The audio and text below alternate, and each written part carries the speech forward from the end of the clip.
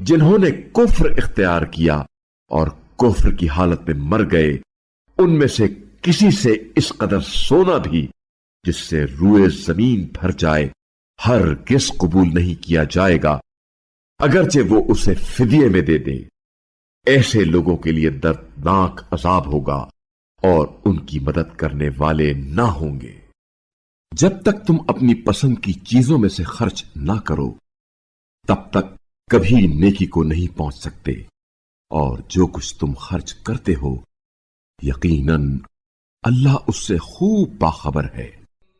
بنی اسرائیل کے لیے کھانے کی ساری چیزیں حلال تھیں بجز ان چیزوں کے جو اسرائیل نے توریت نازل ہونے سے پہلے خود اپنے اوپر حرام کر لی تھیں۔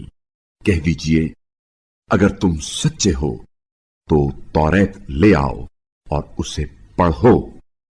اس کے بعد بھی جنہوں نے اللہ کی طرف جھوٹی نسبت دی وہی لوگ ظالم ہیں۔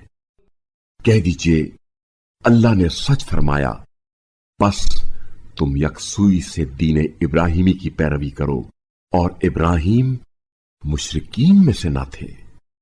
سب سے پہلا گھر جو لوگوں کی عبادت کے لیے بنایا گیا وہ وہی ہے جو مکہ میں ہے، جو عالمین کے لیے بابرکت اور رہنما ہے۔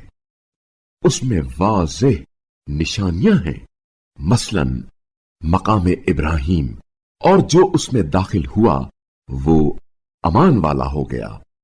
اور لوگوں پر اللہ کا حق ہے کہ جو اس گھر تک جانے کی استطاعت رکھتا ہو وہ اس گھر کا حج کرے، اور جو کوئی اس سے انکار کرتا ہے تو اس کا اپنا نقصان ہے۔ اللہ تو عالمین سے بے نیاز ہے۔